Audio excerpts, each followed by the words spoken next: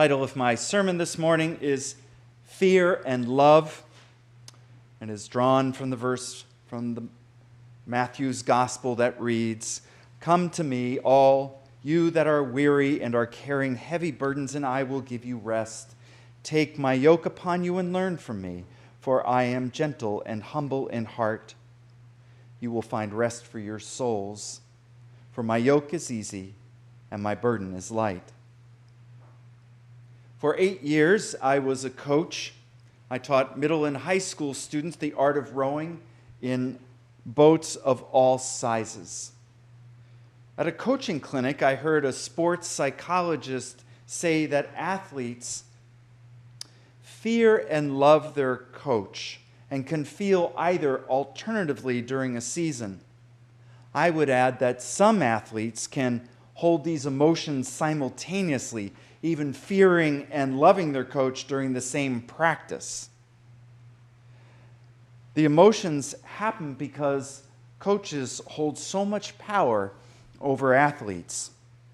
All players desire to succeed, and athletes want their coach to help them win and trust him or her to make that happen. A coach can help athletes realize their desire for achievement and recognition. In that way, they love their coach.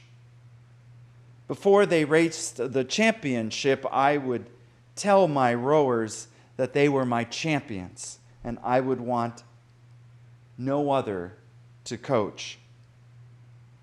Those are powerful words that can motivate an athlete to do their best beyond what they can imagine. But athletes can fear their coach. It doesn't matter if a coach is mean, though that doesn't help. Their fear arises because a coach will ask them to do things that are difficult and uncomfortable. At the start of a practice, I would explain the workout for the afternoon. If it were a tough one, I would watch my athletes go pale and look pensively at each other. They were unsure if they could do what I was asking, but didn't want to disappoint me. I also had the power to switch them to another boat and even off the varsity. None of them wanted that. They feared being demoted because it felt like a personal rejection. When the crowd heard what Jesus said in this morning's reading, they faced the same emotions. Up to that point, many Jewish people had followed the religious laws of Moses based on the Pharisees' interpretation. There were 613 laws outlined in the Torah. The laws themselves were good. In one of the longest psalms, numbered 119, the psalmist wrote, "I find my delight in your commandments because I love them. I revere your commandments, which I love, and I will meditate on your statutes." It wasn't the law that was the problem, but the way the Pharisees interpreted them and made them complicated to follow. The ethical and moral conduct the Pharisees insisted people follow took away the love of the law and made people fear it. These days, we may feel rent asunder emotionally by what has been happening. We can feel tossed between love for life and a fear of the worst.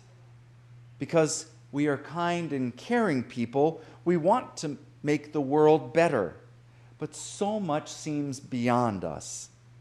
And we want to do the things we love, but fear doing so might make us sick.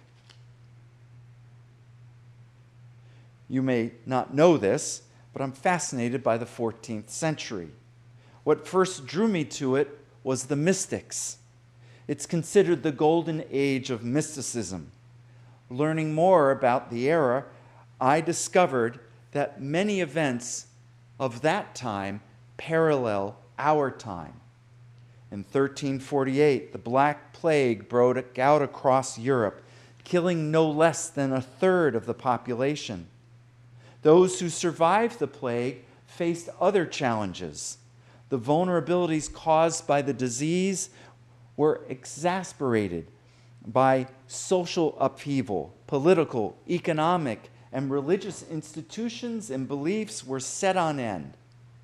It's not a stretch to see that COVID-19 and the social unrest we're experiencing are similar to the 14th century. If what is happening now is a repeat of the past, then where is God in all of this? If we can claim the unrest merely is human nature reacting to extreme stress caused by the pandemic, what can we do? As members of a rural congregation set in a bucolic countryside or elsewhere, what is our responsibility? When Jesus made his invitation to the crowd, he invited them into a relationship. He recognized the challenges rural people living along the Sea of Galilee faced when trying to worship God. The Pharisees wanted them to focus on Jerusalem and adhere to their interpretation of the law. For instance, the Pharisees created perplexing cases to observe the Sabbath correctly. They determined under what circumstances it was proper to save a hurt animal. Jesus recognized that these farmers and townsfolk couldn't possibly follow what the Pharisees said. But Jesus didn't dismiss the law, nor did he diminish the need to follow God. He instead gave people a new means to act rightly. He said to them, "Come to me, all you that are weary and are carrying heavy burdens, and I will give you rest." The people were weary and burdened by the strict interpretations made by their leaders that took away the joyfulness of the law. Once relieved of their burdens, they could rest. Jesus gave them rest. Jesus also pointed to himself. He said, "Take my yoke upon you and learn from me." Jesus presented himself as the way to follow God. His authority and his actions sliced away the thorns of human rules and regulations surrounding the law. His yoke made being religious easier and promised rest and comfort. They could see the way Jesus acted and could follow him doing as he did. Jesus didn't call people to idleness, but action. However, the power he gave comfort and rest for those who became the doers of righteousness and good works. For us, the benefits of Jesus is in his example. In the Gospels, we can read about his life and measure his character. He is trustworthy, and God knows that we need that. Humans always do better when we can follow and emulate another. Jesus is approachable as well. He isn't proud or arrogant like the Pharisees were, but is meek, lowly in heart, and kind. We, of course, want to follow Jesus and love God as well. We want to view Jesus as God's loving coach, encouraging us and telling us that we can achieve greatness. But there is more to God than love. We cannot dismiss the fear of God.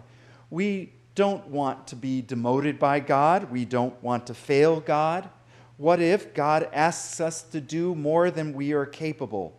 Will God push us into situations where we will stumble and fall? We like being comfortable, and if this pandemic has shown us anything, we enjoy normalcy. So it is reasonable to fear God, and that God will push us beyond our comforts. But we needn't worry. God gave us Jesus to show the way. Jesus' way and life allow us to trust God and to be changed by God. God calls us to be agents fighting against racism and injustice, not out of the sense of guilt, but by the issuance of hope that is the good news of Jesus. We all want people to have safe interactions with the police, not because it relieves our sense of injustice, but because God calls us to value the integrity of all people. Christians are called to serve the poor and the disadvantaged, not because it will make us feel better, but because it's what Jesus did.